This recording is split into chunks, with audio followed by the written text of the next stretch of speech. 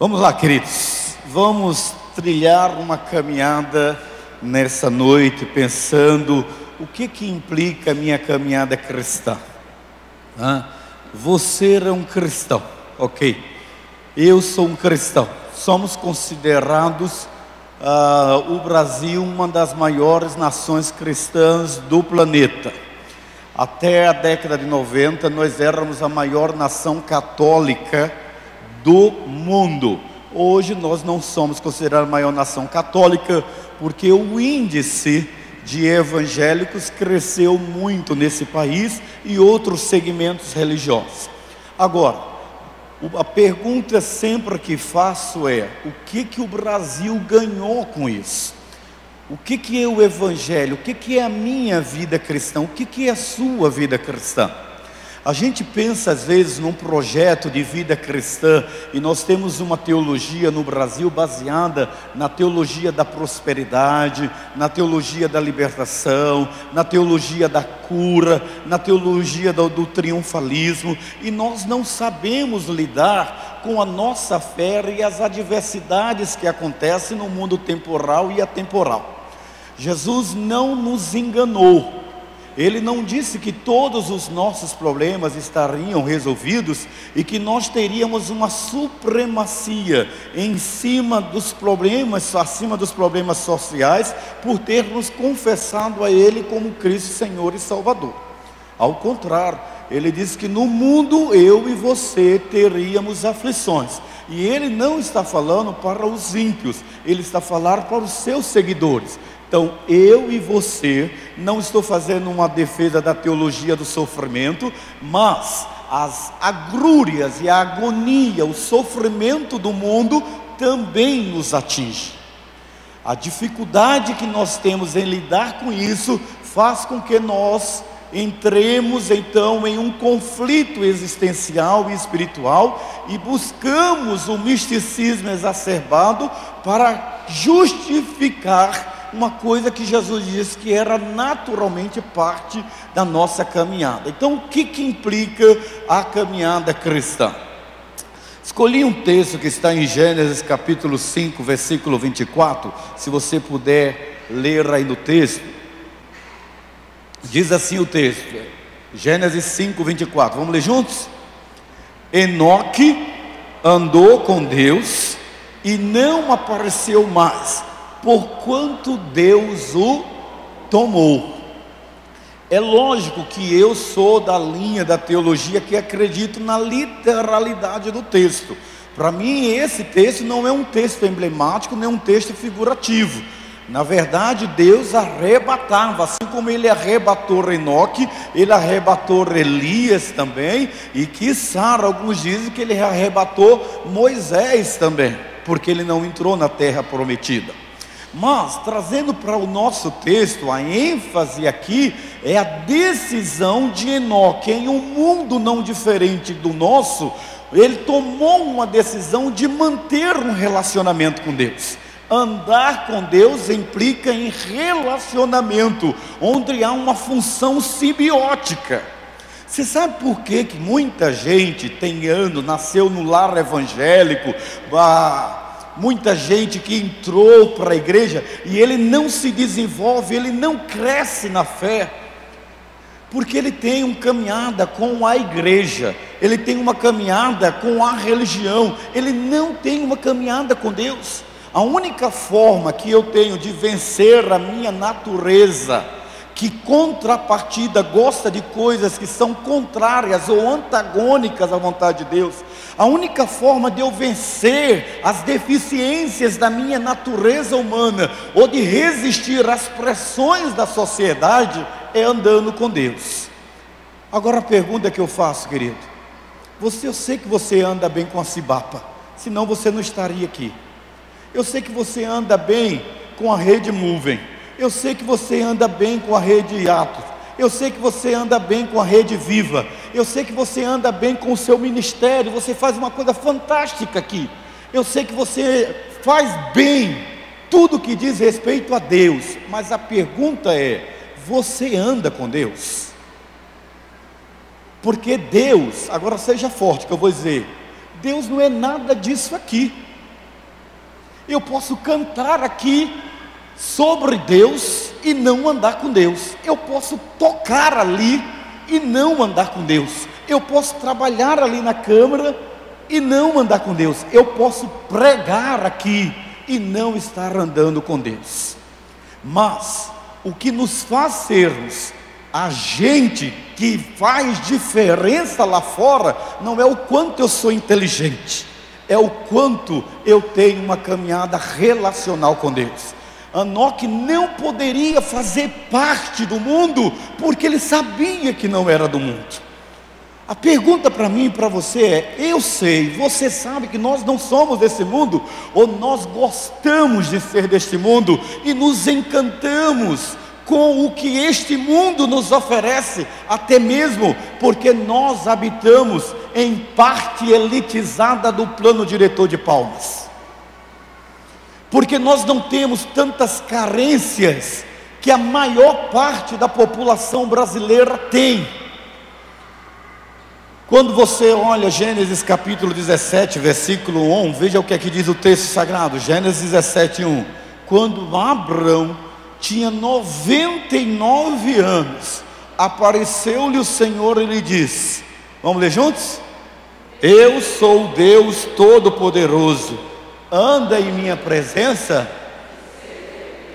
Cara, aí você vai dizer assim, mas o cara estava com 99 anos, e Deus está estimulando-o a viver um estado de plenitude aos 99 anos. O que Deus quer dizer com isso?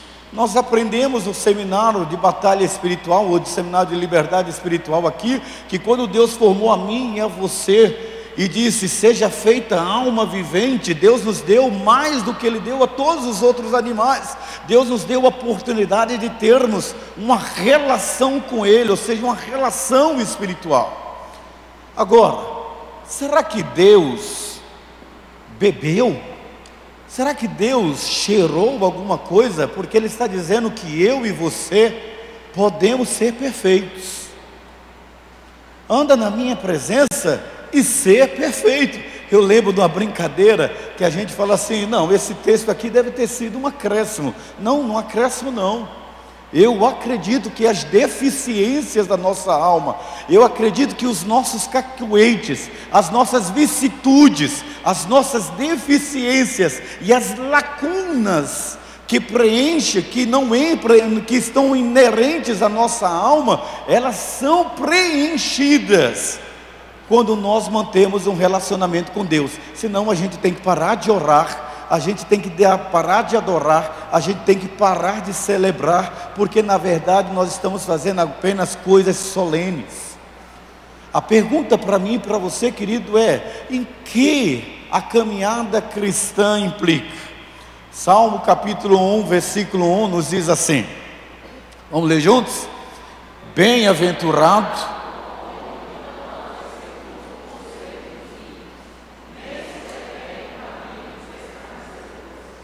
e eu acho isso aqui muito difícil, muito difícil. Acredito que por causa desse versículo, alguns no início da caminhada cristã, e principalmente na idade das trevas, optaram em levar uma vida de clausura, uma vida monástica, para fugir dessa sedução. Acho difícil a gente não se deter dos escarnecedores. Deixa eu fazer uma pergunta para você. Você leva uma dúbia vida? Você consegue ser você quando você está fora da comunidade cristã? Como é que é você dentro da comunidade universitária? Como é você dentro do seu setor profissional? Como é você fora da esfera religiosa? Como é você? O que você defende? O que você crê? O que você pensa? O que você ouve? O que você lê? No que você medita? O que você digere culturalmente? Quem é você culturalmente? O que você realmente alimenta, ou com que você alimenta a sua alma? Como é difícil a gente entender esse versículo. Bem, feliz é o homem que não anda segundo o conselho do ímpio. sob a orientação, a versão, a linguagem de hoje diz assim: aqueles que não se deixam levar pelo pensamento majoritário, aquele que anda na contramão. Bem-aventurado é aquele que anda na contramão, bem-aventurado é aquele que não se detém no caminho dos escarnecedores. Esse é o homem feliz. Então, quando eu começo a pensar sobre isso, Salmo 128, primeiro, diz assim, vamos lá juntos? Bem-aventurado,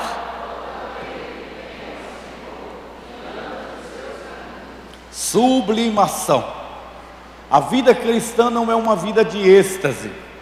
A vida cristã não é uma vida baseada apenas em experiências místicas. O cristianismo ético, o cristianismo comportamental, aquele que quer levar uma vida cristã com saúde mental, saúde emocional. Deus, queira Deus que eu não esteja dizendo nenhuma blasfêmia, mas eu não conheço um lugar que tem mais gente desequilibrada do que a igreja. Gente que não quer cura, que quer se esconder através da religiosidade, que quer se esconder através de um instituto social. Aliás, o instituto social mais forte da sociedade pós-moderna é a igreja, porque nós entendemos, ou ao menos pensamos, que se a pessoa está dentro da igreja, ela é gente boa, e às vezes é gente ruim demais. É gente psicopata, é gente esquizofrênica, é gente mentirosa, é gente que gosta de levar vantagem em tudo. Aliás, eu tinha um pastor, muito amigo meu, hoje dorme no Senhor. Ele diz: rapaz, tem 3 lugares especiais no cenário da humanidade. E eu disse: qual é? É o cemitério, porque tem gente que não incomoda ninguém, a igreja que finge ser o que ela não é, e o mundão, no geral, é onde a gente encontra as grandes surpresas. Nós podemos entender que as pessoas religiosas deveriam ser as pessoas melhores do mundo, seriam as pessoas mais ajustadas do mundo. Não são, porque o critério não é estar dentro da igreja. O critério é: feliz todo aquele que teme ao Senhor. Feliz é o homem que coloca Deus em primeiro lugar da sua vida. Feliz é o homem que tem desejo e vontade de esmiuçar, se debruçar dentro da realidade de quem é esse Deus. Essa é a figura, queridos, do nosso amado Jó, porque Jó era como a maior parte dos religiosos. Jó conhecia Deus pelos processos ritualísticos e litúrgicos da comunidade. Ele pensava de forma que ele enganava-se a si mesmo que ele tinha relacionamento com Deus. Maior parte das pessoas vivem religiosidade e confundem religiosidade com espiritualidade, confundem religiosidade com caminhada com Deus. Caminhar com Deus implica, querido, em andar em santidade. E aqui é que está a dificuldade. Andar só em santidade não é subir no monte para buscar poder. Andar em santidade não é participar num seminário de liberdade espiritual. Andar em santidade vai muito mais além. É uma predisposição mental, é uma decisão racional e consciente. Não pode ser uma decisão mística. Pastor, tudo que se diz respeito à fé é místico. Porque a fé se move no sobrenatural. Mas você não pode esquecer de que Deus não quer ninguém alienado. E alienação é fazer você não entender que nós não responderemos apenas com as experiências místicas a Deus. Nós responderemos a Deus pelos nossos atos. E atos são ações pensadas e executadas por uma predisposição mental. 1 Pedro capítulo 1, versículo 15, versículo 16, nos diz assim: mas como é santo aquele que vos chamou, sede vós também santos em todo o vosso procedimento, porque está escrito: sereis santos, porque eu sou santo. Sabe o que é viver santidade, querido? É fazer uma lista da minha performance. Eu não vou aplicar a você, tá bom? Me permita. É fazer uma lista da sua performance em termos de natureza humana e fazer uma lista da sua performance segundo a natureza cristã. Segundo a minha natureza humana, capítulo 5 de Gálatas, e ele vai dar os mesmos conceitos à sua natureza espiritual. Gálatas capítulo 5 nos traz um retrato lógico e racional do que é que eu sou. Aí você imagina assim: aquele jovem que é da igreja, ele é um bom candidato para casar com a minha filha. Nem sempre. Aquele rapaz, aquela moça da igreja, olha isso aqui, nem sempre. A gente hoje vive a crise de entender claramente que vivemos a maior crise ética do cenário desta nação. E essa crise ética também chegou dentro da igreja, porque a igreja não é uma ilha. Se nós somos literalmente 31,9% da população e não fomos capazes de mudar o cenário da nação, é porque nós também vivemos a crise dentro dela. A crise da integridade, a crise da lealdade, a crise da hombridade, a crise do caráter cristão, quando nós somos chamados para sermos sal e luz da terra. Porque nós estamos dentro da igreja para viver o êxtase provocado pelo processo moderno de culto, ou mesmo pelas programações de entretenimento que a igreja realiza para manter reunidos seus fiéis. E a pergunta é: e a vida de Deus em nós? Como é a vida de Deus na minha vida?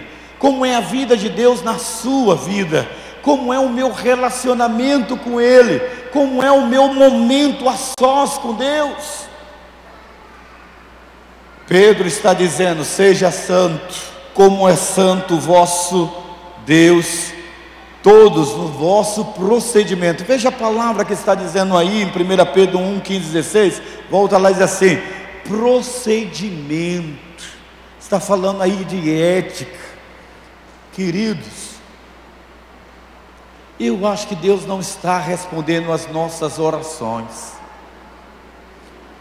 porque talvez Deus queira começar na minha igreja, na minha vida, na minha denominação, primeiro uma conversão de vida, de valores, de princípios.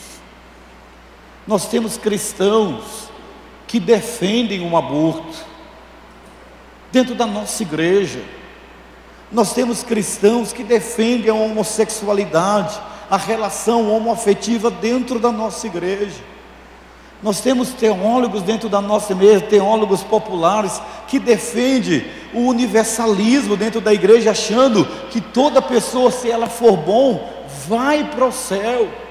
Nós defendemos dentro da nossa igreja coisas absurdas, somos cúmplices e coniventes, em nome de uma modernidade. Embora eu defenda, como pastor de vocês, defenda que a igreja, ela tem que ser relacional, que eu tenho que sentar com todo homem, sentar com toda mulher, conviver bem com todos nessa sociedade, mas isso não me permite ter um convite de me alienar de um processo de santidade. E a santidade, ela não começa, olha para mim, seja forte. Eu sei que num cenário desse aqui você se dispersa, por isso que eu vou levar a quarta-feira de volta para 208 Sul, porque aqui ficou muito longe, né? Para você. Mas a verdade é que nós precisamos entender, queridos, que santidade não começa com pluralidade. Olha aqui, olha aqui. Utopia você pensar que toda a sua casa vai estar no mesmo nível espiritual. Deus é Deus da individualidade, é Deus em você, é Deus com você, porque cada um prestará conta de si mesmo a Deus. Não viva isso. Olha aqui, uma mulher, quem disse que seu marido vai ser salvo? Foi Deus, então deixa Deus tratar com ele. Viva a santidade com Deus. Ah, pastor, mas eu sofro porque eu amo Ele. É isso mesmo, amor é isso, é sofrer mesmo. É isso mesmo, pai, é isso mesmo, mãe, é isso mesmo, cada um tem esse mesmo. Eu gostaria de pegar assim uma martela, assim, uma machadinha, e quebrar a cabeça da Adassa, quebrar a cabeça do João e dizer assim: chip de conversão, beleza, mas é individual, é singular. E por isso que a Bíblia diz para vocês que têm filhos pequenos, ensina a criança o caminho que deve andar, para quando for mais velho não se desviará dele. Ou seja, a experiência de santidade, santidade não é jejum, santidade não é leitura bíblica, santidade é uma decisão que você toma de viver um relacionamento com Deus, e aí sim você tem as disciplinas espirituais. Quando nós entendemos esse conceito, Pedro está dizendo, está escrito: serei santo, porque eu sou santo. Olha bem, você não precisa ser um exegeta para entender isso. Serei santo, único, porque eu sou único. É isso que Deus está dizendo. Seja um único, como eu sou único. Assim como a salvação é individual, a santidade é individual. Coitado de Jó, ele pensava que se ele fizesse um processo de santificação, seus filhos iam parar de se prostituir. Ele pensava que se ele fizesse um processo de santificação, suas filhas iam parar de se prostituir. Talvez isso funcionasse, querido, dentro da lei, mas dentro da graça, cada homem, cada mulher deve decidir se tornar um santo na presença do Senhor. Amém? Diga para o seu irmão aí que está conversando ao lado: você perdeu essa, era para você essa aí. Pode dizer para ele: você perdeu essa, era para você. Quem disse a você que esta igreja vai promover santidade a você? Ela pode promover elevo espiritual a você. O que é elevo espiritual? É eu pedir para o Paulo, com a linda voz que ele tem, cantar uma música que vai fazer você se arrepiar, e você vai ser arrebatado e vai descer uma lágrima. Isso não é santidade, isso é êxtase espiritual. Eu posso pedir ao menino do teclado, ao Nando, que faça um fundo musical para eu mexer com a sua emoção. Isso não é santidade, isso é manipulação de emoção. Eu posso chamar um camarada aqui do poder para fazer uma oração de tremer a terra e os céus, e você cair aí e se bater dizendo que recebeu o poder do Espírito Santo. Isso não é santidade, isto é êxtase. Santidade é uma decisão racional e consciente que você tem de ser único com Deus. Isso é santidade, é o que Deus quer lhe oferecer, é a sua identidade espiritual com Deus. Hebreus capítulo 12, versículo 14, nos diz o texto assim: segui a paz com todos e a santificação, sem a qual ninguém verá o Senhor. Querido, seja forte. Quando você pega esse texto e lê lá nos evangelhos, que Jesus diz assim: naquele dia muitos chegarão perto de mim e dirão: Senhor, Senhor, nós profetizamos em Teu nome, nós curamos em Teu nome, nós falamos em línguas em Teu nome, nós tivemos visões em Teu nome, nós tivemos revelação em Teu nome. Ele dirá: eu não vos conheço, não vos conheço. Nós não seremos medidos pelas obras, nós seremos medidos pela nossa caminhada com Deus. Você caminha com Deus? Salmo 96, versículo 9 diz assim: adorai ao Senhor, vestidos de trajes santos, tremei diante dele, todos os habitantes da terra. É com temor, queridos, e tremor diante de Deus que eu penso que nós estamos longe de saber o que é adorar ao Senhor. O conceito de adorar está muito interligado, e no caminhada nossa aqui na Cibaba a gente está mostrando, tem gente que não sabe o que é adorar ao Senhor. Tem gente que ainda acredita que adorar o Senhor é um processo de celebração, de liturgia. Adorar ao Senhor é você reverenciá-lo, porque você teme o seu nome, porque você sabe que Ele é Deus e está em todos os lugares. Às vezes a gente está dentro de um contexto como esse e a gente está ausente. Tiago capítulo 1, versículo 22 diz, vamos ler juntos? E sede cumpridores da palavra e não somente ouvintes, enganando-vos a vós mesmos. Sabe que eu penso que nós vivemos hoje uma avalanche de modismos que nos leva a termos as mais diversas alternativas em termos de comportamento de fé.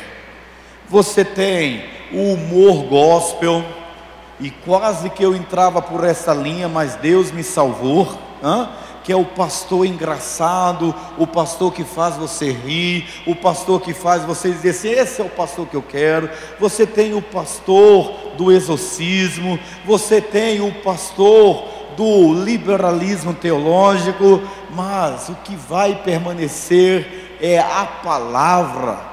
E se esta palavra não estiver enraizada em você, querido, você não subsistirá na essência da sua relação com Deus. E é por isso que o texto aqui está dizendo, e sede cumpridores da palavra e não somente ouvintes. O texto aqui está dizendo, é um alerta que Tiago está fazendo da habilidade que eu e você temos para sermos hipócritas gospel, de vivermos a performance de uma religião social, o que faz que nós nos enganemos a nós mesmos. Agora, aqui está um chamado para a transparência, aqui está um chamado para nós sermos autênticos e verdadeiros, aqui está um chamado para nós sermos íntegros na essência.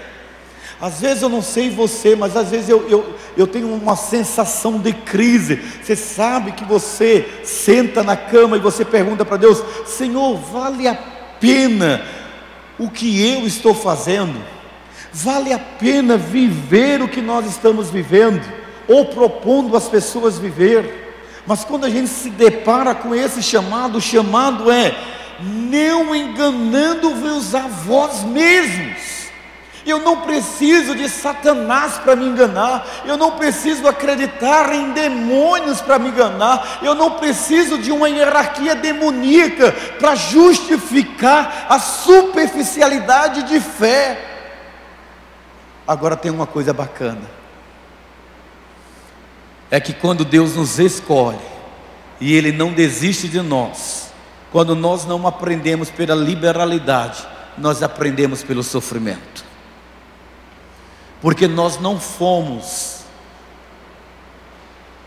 aperfeiçoados para lidar com o sofrimento.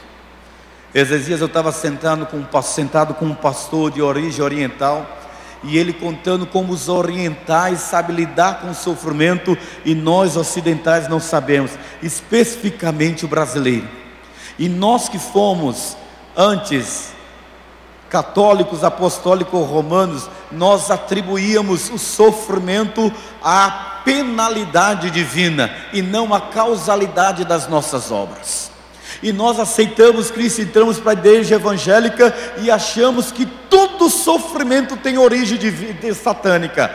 Tem, é verdade, mas segundo a teologia cristã, Satanás só causa sofrimento pessoal na minha vida se eu não estiver literalmente alicerçado na verdade libertadora da cruz de Cristo.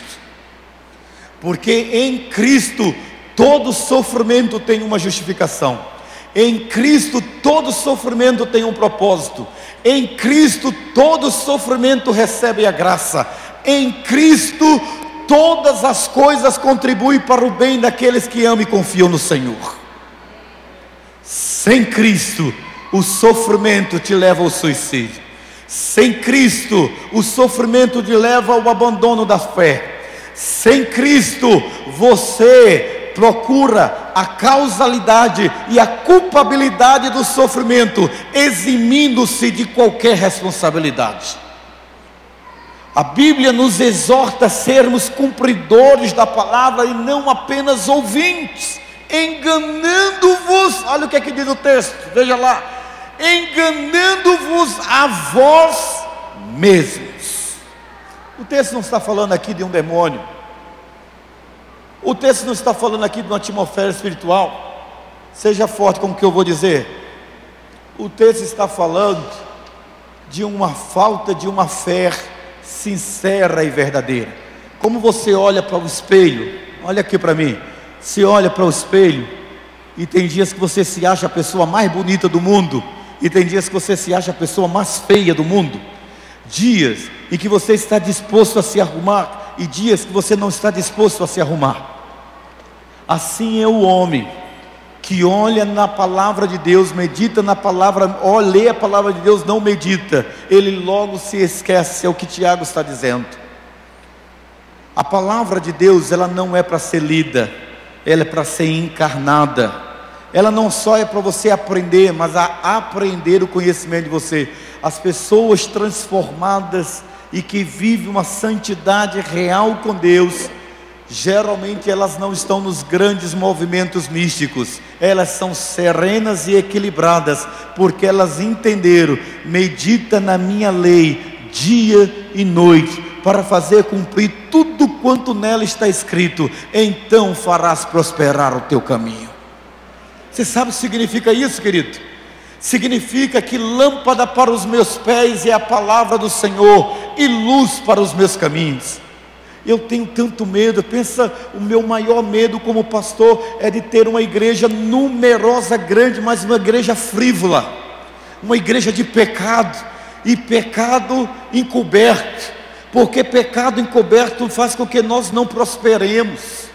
Pastor, o senhor está dizendo que há pecado na sua igreja? Não, nós já vencemos essa fase do caça-pecado e caça-demônio dentro da igreja, graças a Deus, amém? Sabe por quê? Porque eu me convenci de que se eu viver em santidade, eu vou para o céu. Se você viver em santidade, você vai para o céu. Mas se você viver em pecado, tu vai para o inferno. Oh, que alegria saber que você vai para o inferno. Que é isso, pastor? Porque você tem a oportunidade de ver em santidade com o Senhor. E pastor, o senhor está dizendo que quem é que vai para o inferno? Quem não andou com Deus. O que eu quero criar nessa noite aqui para nós, e quem você que está em casa também, é a dicotomia. Perguntar se a vida cristã, caminhada cristã, implica em santidade com Deus, e eu não vivo em santidade, será que eu me converti? Ou será que eu aderi à fé e à igreja? Já parou para pensar isso? Quando a gente anda em santidade, a gente entende que andar em santidade, a caminhada cristã implica em andar em fé. E às vezes a gente não aprendeu a andar em fé, a gente aprendeu a andar com a igreja. E nem sempre andar com a igreja é andar em fé. Lembra da igreja de Corinto? A igreja de Corinto tinha dons, mas era uma igreja carnal. Era uma igreja que vivia carnalidade. E a gente aprendeu no seminário de liberdade espiritual o que é carnalidade. Quando a gente entende esse conceito, a gente entende que é difícil suportar o que Deus nos propôs. Mateus capítulo 5, versículo 4 e 5, vamos ler juntos? Bem-aventurados os que choram, porque eles serão consolados. Bem-aventurados os mansos, porque eles herdarão a terra. O conceito que nós temos aqui é um conceito de que Deus está dizendo de que andar com Ele em fé implica em choro, mas implica também em consolo. Bem-aventurados os mansos, porque eles herdarão a terra. No início da minha caminhada cristã, eu não tinha pai crente, eu não tinha mãe crente, eu não tinha irmãos crentes, eu era o primeiro da fé. E uma das experiências que marcou a minha vida foi honrar meu pai. Eu vou contar uma história para você que você precisa ser forte. Meu pai não aceitou a minha conversão, e meu pai era ainda é hoje, simpatizante do outro mundo. Ele gosta mais da Umbanda, com todo respeito aos amados que estão ouvindo esse sermão, que são da Umbanda.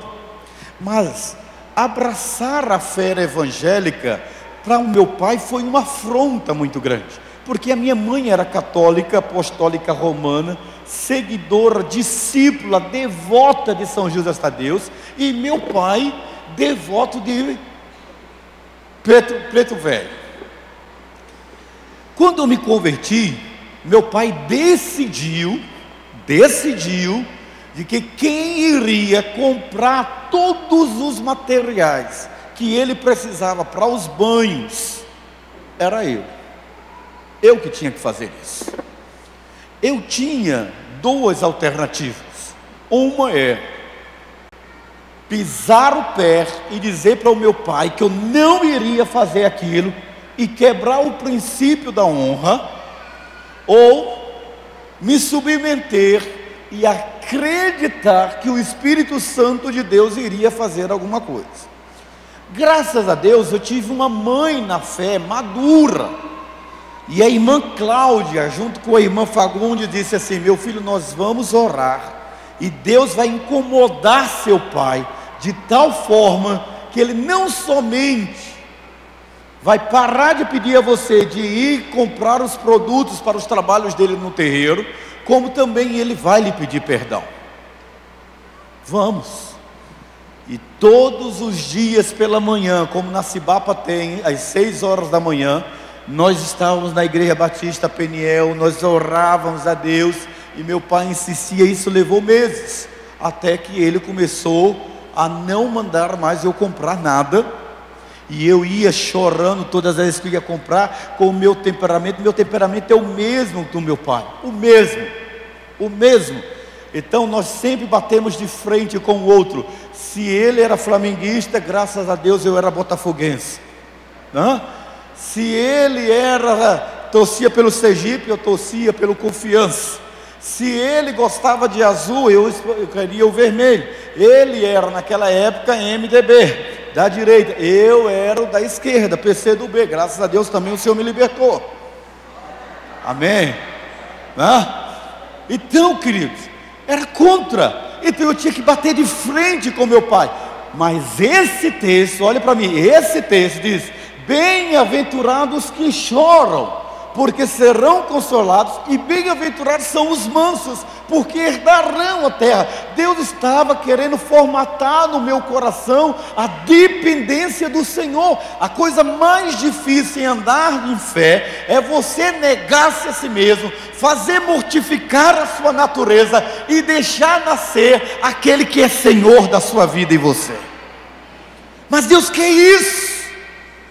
Então eu ia chorando, esperei alguns meses, e um dia meu pai disse: Valmir, eu conheço muito crente safado. Eu já barrei crente. Meu pai era aquele camarada que ficava no sistema penitenciário, para quem fosse entrar aos presídios, ver os presos.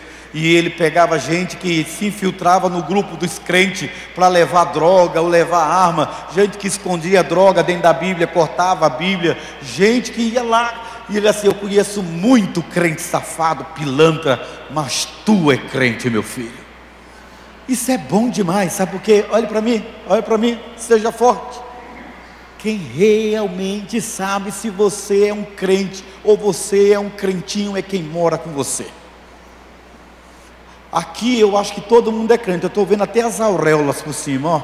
Estão tudo brilhando, que coisa linda.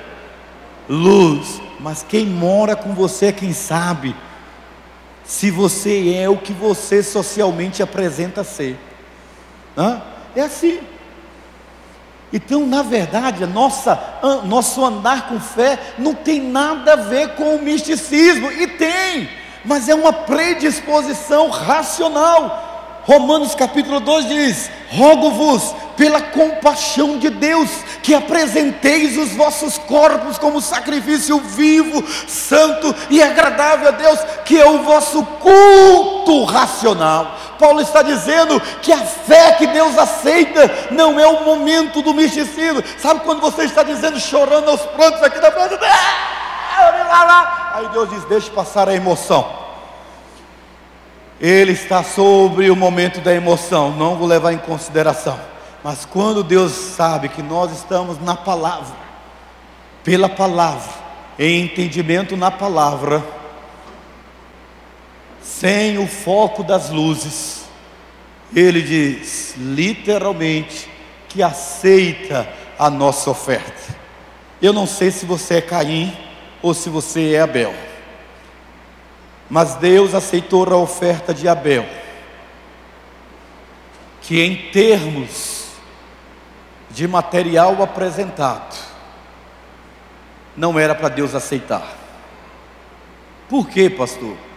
Porque Deus gosta, como eu gosto, do cheirinho da picanha queimada. Deus gosta do cheirinho da gordura.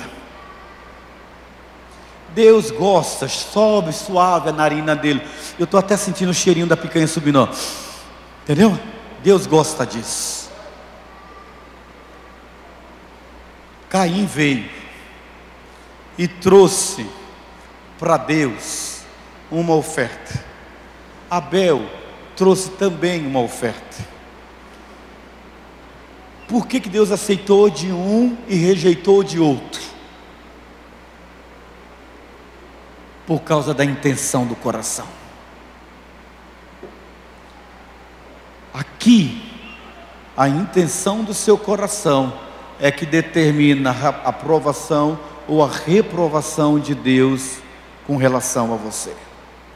Por isso, nós entendemos que aqueles que vão herdar a terra são aqueles que nós entendemos, Romanos 4, 18, 21. Me acompanha aí na leitura.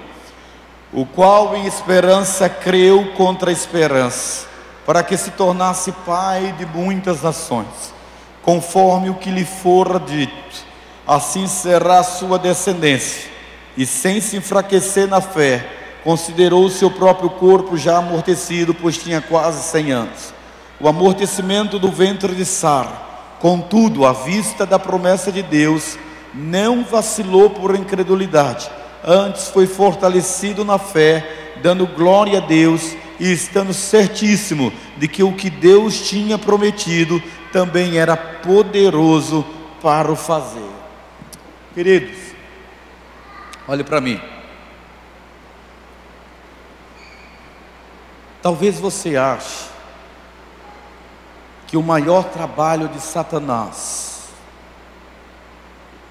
seja desviar você da fé, não é? E você está consciente claramente que você nunca vai se desviar da fé. Mas deixa eu desmascarar o diabo. O trabalho de Satanás não é desviar você da igreja da fé. O trabalho de Satanás é fazer com que você esteja dentro da igreja sem fé. É de que você esteja dentro da igreja e perdeu a esperança em Deus. É você estar dentro da igreja e nenhum milagre acontece dentro de você.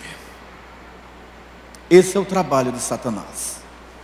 O trabalho de Satanás é perceber que a igreja está cheia, e ele quer a igreja cheia de homens e mulheres que celebram ao Deus de quem ele quer tripudiar, mas um povo que não conhece o poder de Deus. Paulo diz: fortalecei-vos no Senhor e na força do seu poder. Então às vezes eu me pego em casa e digo assim: olhe para mim, eu tenho medo que os meus pastores vivam isso, porque eu já vivi isso, tenho a tendência a viver isso. E você que está aqui, minha ovelha, também vive isso. Passa os anos na vida cristã, a gente coloca o carro no piloto automático, segue fazendo tudo o que aprendemos a fazer dentro da igreja, mas não temos mais a sensibilidade e a percepção de ver o Espírito Santo de Deus se movendo dentro de nós. Isso é horrível. É o tempo que a gente tem que parar e buscar a Deus. Se está acontecendo alguma coisa na sua vida, na vida da sua família, não estou querendo colocar culpa em você, mas na minha vida há momentos em que Deus quer falar comigo e eu não consigo ouvir a voz dele, porque nesses dias eu percebi, a minha vida está tão boa, e quando a nossa vida está tão boa, é um perigo, a mesma intensidade de perigo quando a nossa vida está muito ruim. Quando a vida está muito ruim, a gente enfraquece na fé, mas quando a vida também está muito boa, a vida também fica ruim, porque nós precisamos perguntar, e Deus, onde está? Onde está teu Deus? Nós cantávamos na escola bíblica, meu Deus está no céu, também no meu coração. Deus é o Deus que quer estar conosco.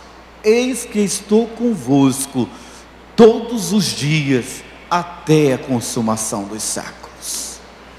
Quando nós entendemos esse quesito, nós entendemos que andar com Deus é andar em santidade, andar em fé, mas também andar em amor. E esta é uma palavra complicada nos nossos dias, né? Temos até medo de cantar sobre amor, porque ficou tão banalizada e relativizada a palavra amor, que a gente perdeu o sentido dela na perspectiva da cosmovisão cristã. Olha o que diz o texto sagrado, lá em Colossenses 3, 12 e 15. Revesti-vos, pois, como eleitos de Deus, santos e amados, de coração compassivo, de benignidade, de humildade, mansidão, longanimidade, suportando-vos e perdoando-vos uns aos outros. Se alguém tiver queixa contra o outro, assim como o Senhor vos perdoou, assim fazei vós também. E sobre tudo isso, revesti-vos do amor, que é o vínculo da perfeição. Vamos ver juntos a última parte? E a paz de Cristo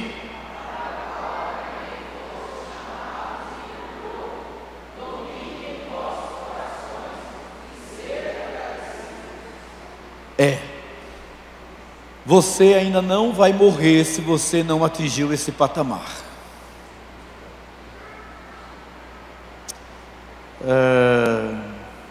Eu disse esses dias para um pastor lá em Jacobina, na Bahia. Ele disse: meu irmão, desta geração não passa, Jesus vai voltar. Eu disse: vai não, vai não. O mundo ainda está muito bom, o mundo ainda não está insuportável. Então ainda tem muita coisa de desgraça. Os reinos precisam se desmoronar, a terra precisa ficar insuportável, a lua e o sol precisam se converter em sangue, e esse evangelho precisa ser pregado até os confins da terra. E ainda tem 1,8 bilhões de pessoas que nunca ouviram falar de Jesus.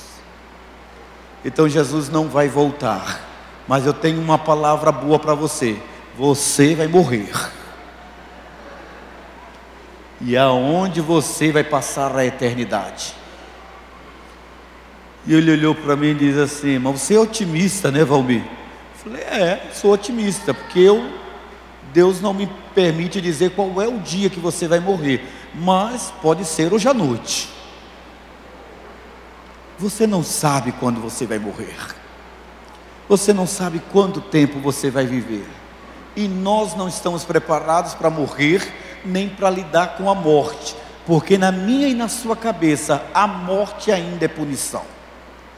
A gente ainda não sabe lidar com isso. Porém o texto está dizendo: revestam-se de amor, que é o vínculo da perfeição. É isso que Deus espera de mim e de você, queridos. Ele está dizendo, literalmente, e a paz de Cristo, para o qual também foste chamados em corpo, domine os vossos corações e sede agradecidos. Amém? Então, uma caminhada cristã implica andar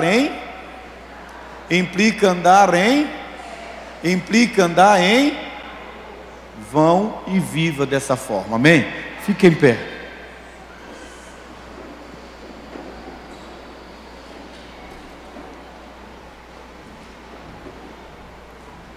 Nós, queridos, queremos fazer um desafio para você. Eu queria que você curvasse a sua cabeça. E dentro desse desafio, você tem um privilégio de viver uma vida plena.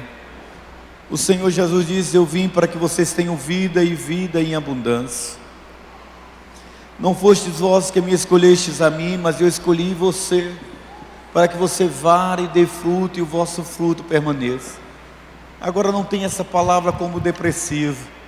Nós estamos sujeitos às mesmas tentações, às mesmas paixões, os mesmos sofrimentos e as mesmas dores que qualquer ser humano neste mundo passa. Seja evangélico ou não, o sofrimento é para todos, crente ou não. Eu estou sujeito à depressão, eu estou sujeito ao câncer, eu estou sujeito ao aneurisma, eu estou sujeito a acidente automobilístico, eu estou sujeito a feridas da alma. Eu e você vivemos em um mundo caído, um mundo onde nós nos alimentamos mal, onde sofremos pressões. Jesus disse que no mundo nós teríamos aflições, mas a caminhada cristã implica na certeza de que Ele está conosco todos os dias, até a consumação dos séculos. De que não há um fio da cabeça daquele que teme ao Senhor que caia sem que Ele o permita. De que Ele é autor e consumador da nossa fé. Que Ele dá o bálsamo e o refrigério para aqueles que confiam e esperam no Senhor. Eu vos dou a minha paz, não vos la dou como o mundo a dar.